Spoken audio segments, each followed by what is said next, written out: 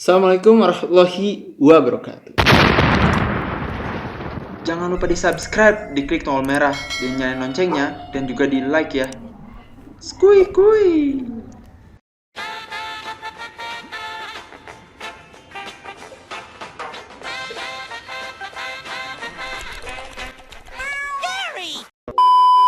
Oke, pada kesempatan yang santuy ini aku bakal membawakan suatu pembahasan, lebih spesifiknya pembahasan kali ini tentang penyakit sugar glider. Video kali ini dan mungkin pada video-video selanjutnya bakal ada sesi atau segmen yang disebut segmen dokter sugar glider. Jadi di segmen ini kita bakal fokus ngebahas aja tentang penyakit-penyakit yang biasa terjadi sama sugar glider, serta penanganan seperti apa sih yang paling tepat gitu ya buat sugar glider kesayangan anak gang sebelah. Langsung aja biar kita terlihat lebih formal ya, aku bakal merubah suatu kostum biar lebih cocok gitu jadi dokter. Silahkan, perubahannya akan dimulai. Sudah berubah menjadi dokter ya. Baca. Ini mungkin agak mengganggu, agak diangkat aja sedikit. Oke, pada kesempatan kali ini aku bakal coba bahas suatu problem, atau ini bisa disebut penyakit sih ya sebenarnya, atau hal-hal yang kurang sehat pada sugar glider, lebih mengenai pro dan kontra sugar glider obesitas. Ya, untuk sugar glider sendiri nih, sebenarnya dia ini sebenarnya kan hewan yang mayoritas hidupnya ini di pohon ya. Dimana pada hakikatnya dia ini kebanyakan melompat dari sana kemari, dari sana ke sini gitu. Jadi sebenarnya ya ini merupakan hewan yang mempunyai mobilitas yang cukup tinggi. Namun karena perkembangan zaman dan perbedaan habitat kehidupan dia yang awalnya hidup di alam, di pohon-pohon, tapi sudah bergeser menjadi hewan peliharaan manusia, sehingga membuat mereka dalam mencari makanan itu tidak sulit. Dalam artian ya kita kasih makan dia di kandang, dia tanpa harus mengeluarkan effort untuk melompat ke sana kemari dan tanpa harus khawatir diserang oleh predator, dia bisa dapat makanannya secara cuma-cuma dari kita gitu. Itulah yang menjadi penyebab kenapa sugar glider ini bisa obesitas, karena semakin sempitnya frekuensi pergerakan dirinya dan semakin banyaknya makanan yang kita berikan terhadap dia. Jadi ya 11-12 lah sama manusia-manusia yang. Tapi aku ingin sedikit memberikan suatu gambaran dan contoh nyata dari sugar glider yang obesitas ini, bagaimana sih dirinya menjalani kehidupan gitu. Impact seburuk apa sih yang bisa terjadi oleh sugar glider yang obesitas ini, dan hal terburuk yang bisa terjadi karena faktor obesitas ini adalah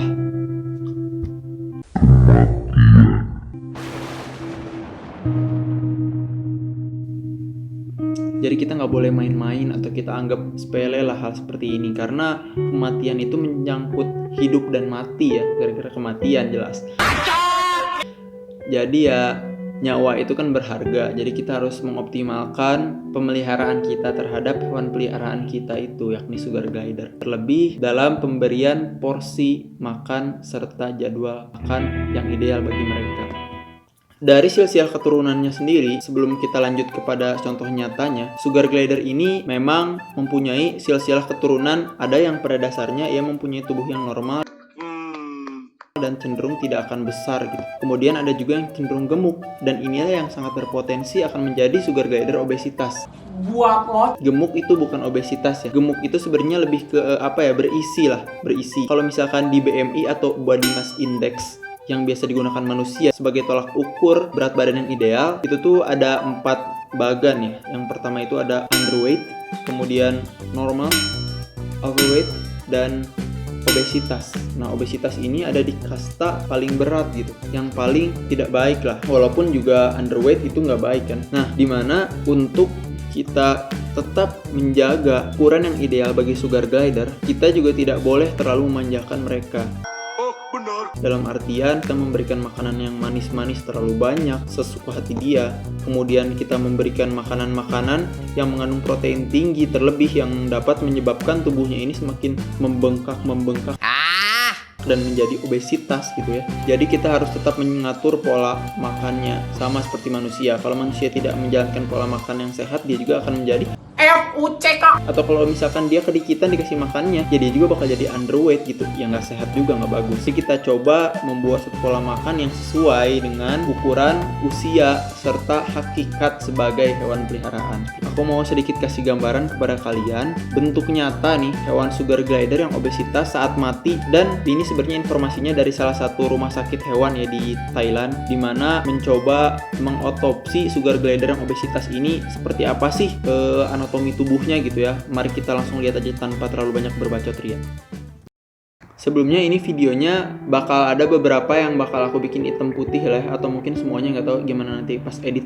Soalnya ini mungkin agak-agak disturbing picture ya. Cuman kita ambil makna positif, kita ambil pembelajarannya dari foto-foto ini, karena ini kan dokter sugar glider lah ya, istilahnya. Jadi kita ingin mencoba memperdalam lah tentang keilmuan kesehatan gitu-gitu lah. Ini dia foto pertama ya. Kalau kita misalkan lihat ini sugar glidernya udah dalam bentuk apa ya, agak bukan dipenyet, pokoknya agak-agak ditekan gitulah. Kita bisa lihat permukaan tubuhnya yang begitu lebar. Ini juga mayoritas dipenuhi oleh lemak-lemak ya kawan-kawan sebenarnya ya. Kalau kita lihat di sini mungkin oke lah, masih kelihatan seperti bentuk sugar glider pada umumnya. Ini ya contohnya sugar glider betina ya.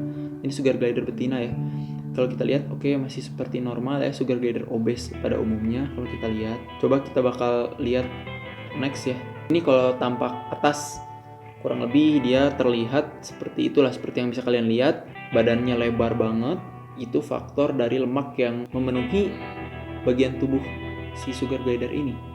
Jadi tubuhnya itu penuh gitu, lebar banget ya, kayak manusia juga kalau obesitas lebar gitu kan. Sampai mungkin si selaput antara tangan dan kakinya ini udah udah samar ya, nggak kelihatan gara-gara udah penuh mungkin selaputnya sama lemak-lemak gitu.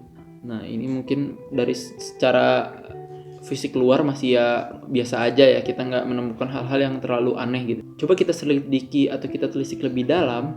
Nah ini dia nih kawan-kawan.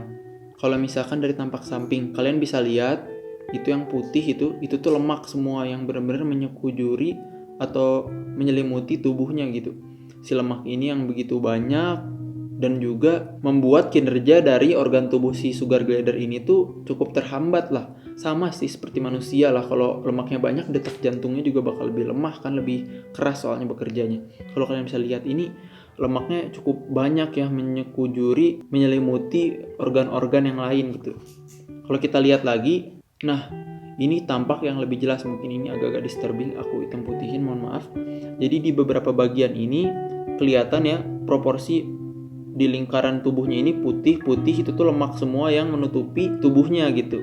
Dan kalau kalian lihat perutnya itu penuh banget ya, karena dia juga obesitas, banyak makan ya. Jadi otomatis fungsi dari organ tubuhnya ini bekerjanya berkali-kali lipat lebih keras dibandingkan sugar glider biasa gitu. Jadi inilah yang kekhawatiran yang menjadi dalam tanda kutip kita tuh kasihan gitu sebenarnya kalau lihat sugar glider obesitas. Kalau mungkin kawan-kawan yang pelihara sugar glider obesitas seneng gitu ngelihatnya, emang seneng kalau dilihat, cuman pada faktanya dia ini sulit untuk apa ya namanya, untuk beraktivitas, untuk mendapatkan kesehatan itu sulit karena tubuhnya yang terlalu penuh oleh lemak gitu kawan-kawan. Kalau kalian lihatnya ini sangat penuh. Kemudian kita lihat lagi, lanjut next ya. Nah ini kalau kalian lihat lebih jelas lagi, ini bagian lemak dari tubuhnya ini benar-benar dominan ya dibandingkan organ-organ. Karena memang lemak ini saat tidak diolah, saat tidak adanya aktivitas, ya ini kan hasil dari pertumpukan protein-protein dalam tubuh ya kalau nggak salah gitu, yang ada gara-gara tidak diolah, tidak digerakkan, tidak menjadi otot, malah jadi melemak, malah menjadi lemak gitu ya. Sehingga ya jadi menyekujuri tubuh kayak gini gitu kalau kalian lihat. Dan yang mengkhawatirkan lagi, nah ini dia, ini adalah contoh hati dari sugar glider. Kalau kalian lihat yang agak-agak merah, nggak kelihatan merah ya kalau sini, yang agak-agak itu yang di sebelah kiri ya, itu tuh merupakan hati dari sugar glider. Dan kalau kalian lihat tuh justru si lemak ini lebih besar daripada si hatinya, dan hatinya ini tertutup oleh lemak gitu ya. Saat hati nurani seseorang sudah tertutup, itu peluang kebaikan akan sulit terjadi gitu. Jadi inilah yang menyebabkan juga si sugar glider ini lebih sulit fungsi dari hatinya ini untuk bekerja karena tertutup oleh lemak tadi yang menjadi problem utama dari si sugar glider dalam mencapai kesehatan.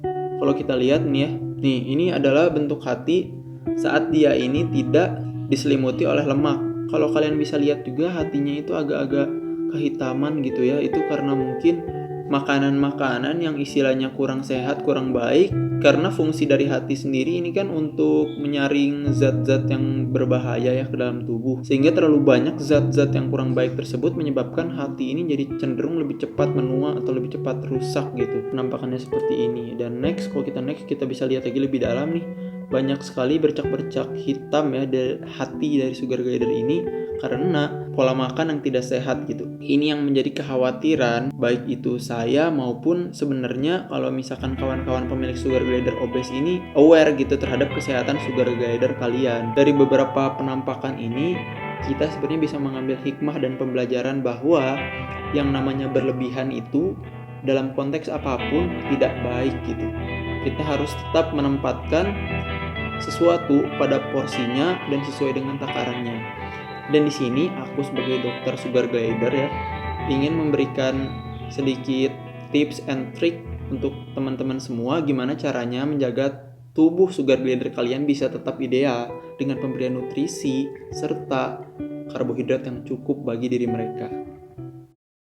Yang aku sarankan kalian bisa tetap kasih makan bubur sun mungkinnya sebagai makanan pokok. Cuman jangan juga kita cuma ngasih bubur sun kepada sugar glider. Kita tetap harus dan wajib memberikan selingan makanan sesuai dengan alamiahnya mereka seperti buah-buahan, sayur-sayuran, dan serangga. Dan yang paling banyak menyebabkan sugar glider ini obesitas karena terlalu banyaknya proporsi serangga yang diberikan kayak jangkrik, ulat tongkong itu terlalu banyak sehingga tubuhnya ini cepat gembrot atau cepat obesitas gitu. Itu yang harus dikurangi sih. Saran dari aku sendiri untuk sugar glider dewasa, kalian bisa berikan mungkin cuman sekitar 3 atau 4 jangkrik lah ya sekali makan, dan itu pun mungkin seminggu cukup 2 kali idealnya kalau menurut aku sendiri ya.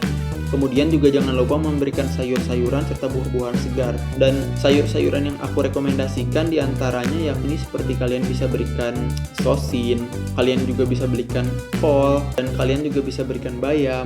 Beberapa sayur-sayuran segar yang bisa kalian berikan untuk campuran dari makanan sugar glider ini. Kemudian juga kalian bisa berikan buah-buahan kayak apel, pir, terus juga kalian bisa belikan buah naga dan lain sebagainya. Jadi mereka tuh punya selingan makanan. Selain untuk menjaga kesehatan mereka juga bisa mempertahankan agar mereka ini tidak bosan dengan menu yang kita berikan. Dan juga di bubur sun sendiri aku sangat merekomendasikan kalian mencampurnya lagi, yakni diantaranya dengan madu dan minyak ikan. Terlebih di beberapa kasus ada sugar glider yang justru tidak suka dengan minyak ikan, mungkin karena baunya yang khas ya. Itu kalian bisa coba biasakan mereka mulai dari makanan kesukaan mereka yang dicampur dengan minyak ikan. Misal dia ini suka banget jangkrik, coba deh jangkriknya olesin sama minyak ikan terus dia suruh makan. Nanti lama-lama dia akan terbiasa dan akan mau gitu makan bubur sun yang dicampur dengan minyak ikan, karena minyak ikan sendiri sangat baik bagi perkembangan dan pemenuhan nutrisi dari sugar glider kalian. Kurang lebih kayak gitu aja mungkin ya sesi dokter sugar glider kali ini. Semoga bermanfaat. Untuk kali ini mungkin aku belum mengambil pasien ya, aku baru ngambil contoh. Buat teman-teman yang mau coba jadi pasien, kalian bisa terus di kolom komentar atau di Instagram Koloni Sugar Glider ya, atau di Instagram aku yo.art sebagai pasien selanjutnya. Semoga informasi ini bermanfaat, dan apabila kalian suka jangan lupa buat di like videonya, dan kalau kalian nggak suka ya udah jangan di dislike. Sekian dari saya yo.art, semoga bermanfaat. Salam kesehatan untuk Sugar Glider Indonesia.